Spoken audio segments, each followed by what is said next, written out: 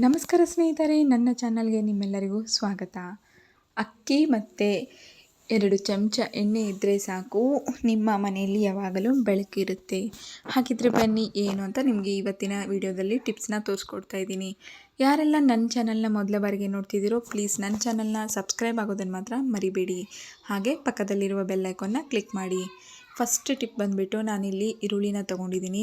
ಈರುಳ್ಳಿ ಏನಿದೆ ನೋಡಿ, ನಾವು ನಾರ್ಮಲಾಗಿ ಈರುಳ್ಳಿ ಕಟ್ ಮಾಡಬೇಕಾದ್ರೆ ಮೇಲ್ಗಡೆಯ ತುದಿ ಮತ್ತು ಕೆಳಗಡೆಯ ತುದಿನ ಹಾಗೆ ಬಿಸಾಕ್ತಾನೆ ಇರ್ತೀವಿ ಅಲ್ವಾ. ಎಷ್ಟೋ ಸತಿ ನಾವು ಈ ರೀತಿ ಮಾಡ್ತಾನೆ ಇರ್ತೀವಿ. ಆದರೆ ಇವತ್ತಿನ ಸಿಂಪಲ್ ಟಿಪ್ನ ನೀವು ಫಾಲೋ ಮಾಡೋದ್ರಿಂದ ಈರುಳ್ಳಿ ಕೂಡ ವೇಸ್ಟ್ ಆಗೋದಿಲ್ಲ, ಈರುಳ್ಳಿಯ ಸಿಪ್ಪೆ ಕೂಡ ವೇಸ್ಟ್ ಆಗೋದಿಲ್ಲ. ಹಾಗಿದ್ರೆ ಏನು ಅಂತ ನಿಮಗೆ ಹೇಳ್ಕೊಡ್ತೀನಿ ನೋಡಿ. ನಾರ್ಮಲಾಗಿ ನಾವು ಯಾವ್ದಾದ್ರು ಫಂಕ್ಷನ್ಗೆ ಹೋಗ್ತಾ ಇರ್ಬೇಕಾದ್ರೆ ಪಾರ್ಲರ್ಗೆ ಅಥವಾ ಮನೆಯಲ್ಲೇ ಫೇಶಿಯಲ್ ಏನಾದರೂ ಮಾಡ್ಕೊತಾ ಇರ್ತೀವಿ. ಬಟ್ ಒಂದೊಂದು ಟೈಮ್ ಏನಾಗುತ್ತೆ ಅಂದರೆ ಟೈಮೇ ಇರೋದಿಲ್ಲ. ಅದರಲ್ಲೂ ಕೂಡ ಫೇಶಿಯಲ್ಗೆ ಅಂದ್ರೂ ನಾವು ಟೈಮ್ ಕೊಟ್ಕೊಂಡು ಹೋಗ್ಬೋದು. ಬಟ್ ಈ ಸ್ಕಿನ್ ಟ್ಯಾನ್, ಈ ಕೈಗಳಿಗೆ ಮತ್ತು ಕಾಲುಗಳಿಗೆಲ್ಲ ಟ್ಯಾನ್ ಆಗಿಬಿಟ್ಟಿರುತ್ತಲ್ವ, ಅದಂತೂ ತುಂಬ ಅಂದರೆ ತುಂಬ ಕಷ್ಟ. ಎಷ್ಟೋ ಸತಿ ನಾವು ಅಡುಗೆ ಮಾಡ್ತಾಯಿರ್ತೀವಿ, ಮನೆಯಲ್ಲೆಲ್ಲ ಕೆಲಸ ಮಾಡ್ತಾಯಿರ್ತೀವಿ. ಈ ಥರ ಮಾಡ್ತಾ ಇರ್ಬೇಕಾದ್ರೆ ಏನಾಗುತ್ತೆ ಅಂತಂದರೆ ನಮ್ಮ ಕಾಲು ಏನಿದ್ದಾವೆ ಟ್ಯಾನ್ ಆಗ್ತಾ ಹೋಗುತ್ತೆ, ಸ್ವಲ್ಪ ಬ್ಲ್ಯಾಕ್ ಕಲರ್ ಆಗಿಬಿಟ್ಟಿರ್ತದೆ, ತುಂಬ ಹೊಲ್ಸಾಗ್ಬಿಟ್ಟಿರುತ್ತೆ. ಹಾಗಿದ್ದಾಗ ನಾವು ಮನೆಯಲ್ಲೇ ಕೂಡ ನಾವು ಇದನ್ನು ಸಿಂಪಲ್ಲಾಗಿ ಮಾಡ್ಕೋಬೋದು. ಫಸ್ಟ್ ನಾನಿಲ್ಲಿ ಈರುಳ್ಳಿ ಕಟ್ ಮಾಡ್ಕೊಂಡು ಇಟ್ಕೊಂಡಿದ್ನಲ್ವ, ಸೈಡಿಗೆ ಇಟ್ಕೊಂಡಿದ್ದೀನಿ. ಈಗ ನಾನಿಲ್ಲಿ ಮನೆಯಲ್ಲೇ ಯೂಸ್ ಮಾಡುವಂಥ ಒಂದು ಶಾಂಪೂನ ತೊಗೊಂಡಿದ್ದೀನಿ. ಶಾಂಪುಗೆ ನಾನಿಲ್ಲಿ ಉಪ್ಪನ್ನು ಹಾಕ್ತಾಯಿದ್ದೀನಿ ನೋಡಿ ಸ್ನೇಹಿತರೆ. ಉಪ್ಪು ಮತ್ತು ಶಾಂಪು ಎರಡೇ ಸಾಕು, ಮತ್ತೇನು ಬೇಡ. ಈ ರೀತಿ ನೀವು ತಿಂಗಳಲ್ಲಿ ಒಂದು 2ರಿಂದ 3 ಸತಿ ಮಾಡೋದ್ರಿಂದ ನಿಮ್ಮ ಮೇಲ್ಗಡೆ ಇರುವಂತಹ ಪಾರ್ಟ್ ಏನಿದೆ ನೋಡಿ, ಸ್ಕಿನ್ ಮೇಲ್ಗಡೆ ಏನಿರುತ್ತಲ್ವ, ಅದು ಎಷ್ಟೇ ಹೊಲಿಸಿದ್ರೂ ಕೂಡ ಎಲ್ಲ ಟ್ಯಾನ್ನ ತೆಗೆದುಬಿಡುತ್ತೆ. ಇದನ್ನು ನೀವು ತಿಂಗಳಲ್ಲಿ ಒಂದು 2ರಿಂದ 3 ಸತಿ ಮಾಡಿದರೆ ಸಾಕು. ಹಾಗೆ ಬನ್ನಿ ನೆಕ್ಸ್ಟ್ ಟಿಪ್ ನೋಡೋಣ. ನಾನು ನಿಮಗೆ ಮೊದಲೇ ಹೇಳಿರೋ ಹಾಗೆ ಈರುಳ್ಳಿಗಳನ್ನು ಕಟ್ ಮಾಡಿ ವೇಸ್ಟ್ ಮಾಡೋದು ಬೇಡ ಅಂತ ಹೇಳಿದ್ನಲ್ವ. ಈ ಈರುಳ್ಳಿಯ 2ನೇ ತುದಿ ಅಂದರೆ ನಾನು ಫಸ್ಟ್ನೇದೇನು ಪಾರ್ಟ್ ಕಟ್ ಮಾಡಿದ್ನಲ್ಲ, ಅದರಿಂದ ನಾನು ನಿಮಗೆ ಫಸ್ಟಿಗೆ ಒಂದು ಟಿಪ್ ತೋರಿಸಿದ್ದೀನಿ. ಹಾಗೆ ನೆಕ್ಸ್ಟ್ ಟಿಪ್ ಬಂದು ನೋಡಿ, ಈ ಮನೆಯಲ್ಲೆಲ್ಲ ನಾವು ಮಕ್ಕಳಿರೋ ಮನೆಯಲ್ಲಾಗಿರ್ಬೋದು ಅಥವಾ ನಾವೇ ಆಗಿರ್ಬೋದು, ಯಾವ ಕೈಯಿಂದ ಇರುತ್ತೋ ಅದೇ ಕೈಯಿಂದ ಬಟನ್ ಆನ್ ಮಾಡ್ತಾ ಇರ್ತೀವಿ. ಈಗ ಅಡುಗೆ ಮಾಡ್ತಾಯಿದ್ರೆ ಹಾಗೆ ಆನ್ ಮಾಡಿಬಿಡ್ತಿರ್ತೀವಿ.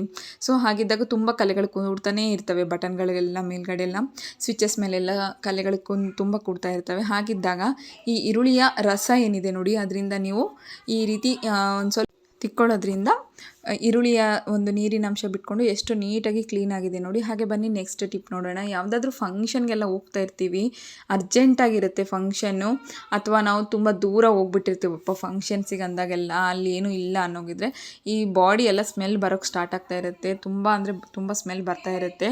ಈ ರೀತಿ ಸ್ಮೆಲ್ ಬರ್ತಾ ಇದ್ದಾಗ ಪರ್ಫ್ಯೂಮ್ ಬಾಟಲ್ನ ನಾವು ದೊಡ್ಡ ದೊಡ್ಡ ಬಾಟ್ಲ್ಗಳಿದ್ರೆ ಅವು ತೊಗೊಂಡೋಗೋಕ್ಕಾಗಲ್ಲ, ಪಾಕೆಟ್ ಪರ್ಫ್ಯೂಮ್ ಕೂಡ ಮರ್ತೋಗಿರ್ತೀವಿ ಅನ್ನೋ ಹಾಗಿದ್ರೆ ಈ ರೀತಿ ಬಡ್ಸ್ ಏನಿದೆ ನೋಡಿ, ಒಬ್ಬೊಬ್ಬರ ಹತ್ರ ಪಾಕೆಟ್ ಪರ್ಫ್ಯೂಮ್ಸ್ ಎಲ್ಲ ಇರೋದಿಲ್ಲ.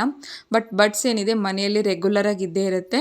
ಬಡ್ಸಿಗೆ ನಾವು ಪರ್ಫ್ಯೂಮ್ನ ಹಾಕಿಬಿಟ್ಟು ಈ ರೀತಿ ನಾವು 10 ಅಥವಾ ಪರ್ಫ್ಯೂಮ್ಗಳನ್ನು ನೀವು ಈ ರೀತಿ ನೀವು ಬಡ್ಸಿಗೆ ಸ್ಪ್ರೇ ಮಾಡ್ಕೊಂಬಿಡಿ. ಸ್ಪ್ರೇ ಮಾಡ್ಕೊಂಬಿಟ್ಟು ನಿಮ್ಮ ಪರ್ಸ್ನಲ್ಲಿ ಇಟ್ಕೊಂಡ್ರೆ ನೀವು ಎಷ್ಟೇ ದಿನ ಆಗಿರ್ಬೋದು ಅಥವಾ ಎಷ್ಟು ಗಂಟೆಗಳ ಕಾಲ ಹೋದರೂ ಕೂಡ ಸ್ಮೆಲ್ ಹೋಗೋದಿಲ್ಲ. ಅದನ್ನು ನೀವು ನಿಮ್ಮ ಹ್ಯಾಂಡಿಗೆ ಯೂಸ್ ಮಾಡ್ಕೋಬೋದು. ಹಾಗೆ ಬನ್ನಿ ನಾನು ನಿಮಗೆ ಹೇಳಿರುವಂತಹ ಮೇನ್ ಟಿಪ್ ಏನಪ್ಪ ಅಂತಂದರೆ, ಕರೆಂಟ್ ಹೋದಾಗ ಚಿಂತೆ ಬಿಡಿ, ಈ 3 ಚಮಚ ಅಕ್ಕಿ ಎಣ್ಣೆ ಇದ್ದರೆ ಸಾಕು, ಟೆನ್ಷನ್ನೇ ಬೇಡ. ಹೆಚ್ಚು ಕರೆಂಟ್ ಹೋದಾಗ ಪ್ರಾಬ್ಲಮ್ ಆಗ್ತಾ ಇರುತ್ತೆ. ಒಂದೊಂದು ಟೈಮ್ನಲ್ಲಿ ಮೊಂಬತ್ತಿ ಇರೋದಿಲ್ಲ, ಮೇಣಬತ್ತಿಗಳಿರೋದಿಲ್ಲ. ಈಗಂತೂ ಮೊಬೈಲ್ ಬ್ಯಾಟ್ರಿಗಳು ಕೂಡ ಹೆಚ್ಚು ಚೆನ್ನಾಗಿ ಬರ್ತಾ ಇಲ್ಲ. ಆದರೆ ಈ ರೀತಿ ಹೆಚ್ಚು ಸಮಯದಲ್ಲಿ ಏನೂ ಇಲ್ಲಪ್ಪ ಅನ್ನೋ ಆಗಿದ್ದಾಗ ಈ ಸಿಂಪಲ್ ಟಿಪ್ನ ಫಾಲೋ ಮಾಡಿ. ಅಥವಾ ನೀವು ದೀಪಾವಳಿ ಹಬ್ಬಕ್ಕೆ ಕೂಡ ಇದನ್ನು ಯೂಸ್ ಮಾಡ್ಬೋದು. ತುಂಬ ಅಂದರೆ ತುಂಬ ಈಸಿಯಾಗಿ ಸರಳವಾಗಿ ಮನೆಯಲ್ಲೇ ಯಾವ ರೀತಿ ಮೊಂಬತ್ತಿನ ರೆಡಿ ಮಾಡೋದು ಅಂತ ತೋರಿಸ್ಕೊಡ್ತಾ ಇದ್ದೀನಿ. ಫಸ್ಟ್ ಇಲ್ಲಿ 2ರಿಂದ 3 ಟೇಬಲ್ ಸ್ಪೂನ್ ಆಗೋಷ್ಟು ಅಕ್ಕಿನ ಹಾಕ್ತಾಯಿದ್ದೀನಿ. ಅದಾದಮೇಲೆ ಇದಕ್ಕೆ ಅಕ್ಕಿ ಮುಳುಗೋವರೆಗೂ ನೀರನ್ನು ತೊಗೊತಾ ಇದ್ದೀನಿ. ಅಕ್ಕಿ ಮುಳುಗೋವರೆಗೂ ನೀರು ತೊಗೊಂಡ್ರೆ ಸಾಕು ಸ್ನೇಹಿತರೆ, ಹೆಚ್ಚೇನು ಬೇಕಾಗೋದಿಲ್ಲ. ಅದಾದಮೇಲೆ ಇದಕ್ಕೆ ನಾವು ಅಡುಗೆ ಮಾಡುವಂಥ ಎಣ್ಣೆ ಏನಿದೆ ನೋಡಿ, ಎಣ್ಣೆನ ತೊಗೊತಾ ಇದ್ದೀನಿ. ಹಾಗೆ ಈ ಬಡ್ಸ್ ಏನಿದೆಯಲ್ಲ, ಬಡ್ಸಿಗೆ ಕೂಡ ಎಣ್ಣೆ ಹಚ್ಕೊಂಡಿದ್ದೀನಿ. ಈ ರೀತಿ ಎಣ್ಣೆ ಹಚ್ಕೊಂಡ್ಬಿಟ್ಟು ನೀವು ಇದನ್ನು ಅದ್ರ ಒಳಗಡೆ ಇರೋದ್ರಿಂದ ಅದ್ರ ಒಳಗಡೆ ಇಟ್ಬಿಟ್ರೆ ಸಾಕು. ಈಗ ನೋಡಿ ಗ್ಲಾಸ್ ಏನು ಯೂಸ್ ಮಾಡ್ತಿದ್ದೀನಲ್ಲ, ಅದರೊಳಗಡೆ ಇಟ್ಬಿಟ್ರೆ ಸಾಕು. ಎಷ್ಟು ಈಸಿ ಗೊತ್ತಾ, ಮನೆಯಲ್ಲಿ ಎಷ್ಟು ಚೆನ್ನಾಗಿ ಬೆಳಕು ಬರುತ್ತೆ. ಇದನ್ನು ನೀವು ಸಿಂಪಲ್ಲಾಗಿ ದೀಪಾವಳಿ ಹಬ್ಬಕ್ಕೆ ಡೆಕೋರೇಷನ್ಗೆ ಕೂಡ ಮಾಡ್ಕೋಬೋದು, ಅಥವಾ ಕರೆಂಟ್ ಹೋದಾಗ ಕೂಡ ಇದನ್ನು ಯೂಸ್ ಮಾಡ್ಬೋದು. ಮಿನಿಮಮ್ 1 ಅವರ್ ತನಕ ಇದು ಉರಿಯುತ್ತೆ. ತುಂಬ ಅಂದರೆ ತುಂಬ ಚೆನ್ನಾಗಿದೆ ನೋಡಿ. ನೆಕ್ಸ್ಟ್ ಟಿಪ್ ಬಂದುಬಿಟ್ಟು, ಮೊಟ್ಟೆ ಬೇಯಿಸೋದು ಅತಿ ಸುಲಭ. ಎಷ್ಟು ಈಸಿ ಅಂತಂದರೆ ನೀವು ಇದನ್ನು ಒಂದು ಸತಿ ಟ್ರೈ ಮಾಡಿ ನೋಡಿ, ನೀವು ಕೂಡ ಇಷ್ಟಪಡ್ತೀರಾ. ಫಸ್ಟ್ ನಾನಿಲ್ಲಿ 6 ಮೊಟ್ಟೆಗಳನ್ನ ತೊಗೊಂಡಿದ್ದೀನಿ. 6 ಮೊಟ್ಟೆಗಳನ್ನು ಚೆನ್ನಾಗಿ ತೊಳೆದು ಇದನ್ನು ನೀಟಾಗಿ ಮಾಡ್ಕೋಬೇಕು. ನೋಡಿ ಇಲ್ಲಿ ನಾನು 6 ಮೊಟ್ಟೆಗಳನ್ನ ಹಾಕ್ತಾಯಿದ್ದೀನಿ. ಒಂದು ಕಡಾಯಿಗೆ ಹಾಕ್ಕೊತಾ ಇದ್ದೀನಿ. ಕಡಾಯಿದಲ್ಲಿ ಒಂದಿಷ್ಟು ನೀರನ್ನ ಹಾಕ್ಕೊಂಡ್ಬಿಟ್ಟು ಮೇಲ್ಗಡೆಯ ಭಾಗ ಏನಿದೆ, ಮೊಟ್ಟೆಯ ಮೇಲ್ಗಡೆ ಭಾಗ ಏನಿದೆ ಅದನ್ನು ತೊಳ್ಕೊತಾ ಇದ್ದೀನಿ. ಈ ರೀತಿ ಮೊಟ್ಟೆಯ ಭಾಗವನ್ನು, ಮೇಲ್ಗಡೆ ಭಾಗವನ್ನೆಲ್ಲ ತೊಳ್ಕೊಬೇಕು. ಸ್ನೇಹಿತರೆ, ಯಾರೆಲ್ಲ ನನ್ನ ಚಾನಲ್ನ ಮೊದಲ ಬಾರಿಗೆ ನೋಡ್ತಿದ್ರು ಪ್ಲೀಸ್ ನನ್ನ ಚಾನಲ್ನ ಸಬ್ಸ್ಕ್ರೈಬ್ ಆಗಿ, ಹಾಗೆ ಎಲ್ಲ ನಿಮ್ಮ ಫ್ಯಾಮಿಲಿ ಫ್ರೆಂಡ್ಸಿಗೆ ಕೂಡ ವಿಡಿಯೋನ ಶೇರ್ ಮಾಡಿ. ಹೆಚ್ಚೆಚ್ಚು ವಿಡಿಯೋಗಳನ್ನ ಶೇರ್ ಮಾಡೋದನ್ನು ಮಾತ್ರ ಮರಿಬೇಡಿ. ಹಾಗೆ ನೆಕ್ಸ್ಟ್ ಬಂದುಬಿಟ್ಟು ಒಂದು ಬೊಗಣಿಯಲ್ಲಿ ನೀರನ್ನು ತೊಗೊಂಡಿದ್ದೀನಿ. ಈ ನೀರಿಗೆ ಏನು ತೊಳೆದಿಟ್ಕೊಂಡಿರುವಂಥ ಮೊಟ್ಟೆಗಳೇನಿದ್ದಾವೆ ಅವನ್ನ ಹಾಕ್ತಾಯಿದ್ದೀನಿ. ನೋಡಿ ಈ ರೀತಿ ಮೊಟ್ಟೆಗಳನ್ನೆಲ್ಲ ಹಾಕಿಬಿಟ್ಟು ಒಂದು 6 ಮೊಟ್ಟೆಗಳನ್ನು ತೊಗೊಂಡಿದ್ದೀನಿ. ಪರ್ಫೆಕ್ಟಾಗಿ ಮೊಟ್ಟೆಗಳನ್ನು ತುಂಬ ಸುಲಭವಾಗಿ ಬೇಯಿಸೋದು ಯಾವ ರೀತಿ ಅಂತ ತೋರಿಸ್ಕೊಡ್ತಾ ಇದ್ದೀನಿ. ಹೆಚ್ಚು ಏನಾಗುತ್ತೆ, ಮೊಟ್ಟೆಗಳನ್ನು ಬೇಯಿಸೋ ಸಮಯದಲ್ಲಿ ಆಗೋ ಪ್ರಾಬ್ಲಮ್ ಏನಪ್ಪ ಅಂತಂದರೆ ಮೊಟ್ಟೆಗಳು ಒಡೆದೋಗ್ಬಿಡುತ್ತೆ ಅಥವಾ ತುಂಬ ಸ್ಮೆಲ್ ಬರುತ್ತೆ ಅನ್ನೋಗಿದ್ದರೆ ಮೊಟ್ಟೆಗಳನ್ನು ನೀವು ತುಂಬ ದಿನಗಳಿರುವಂಥ ಮೊಟ್ಟೆಗಳನ್ನು ಯೂಸ್ ಮಾಡಬಾರ್ದು. ಹಾಗೆ ಈ ನೀರು ಕುದಿಯೋ ಸಮಯಕ್ಕೆ ನಾನಿಲ್ಲಿ ಉಪ್ಪನ್ನು ಹಾಕ್ಕೊತಾ ಇದ್ದೀನಿ. ಸಣ್ಣ ಉಪ್ಪು ಅಥವಾ ಪುಡಿ ಉಪ್ಪನ್ನು ಹಾಕ್ಕೊತಾ ಇದ್ದೀನಿ.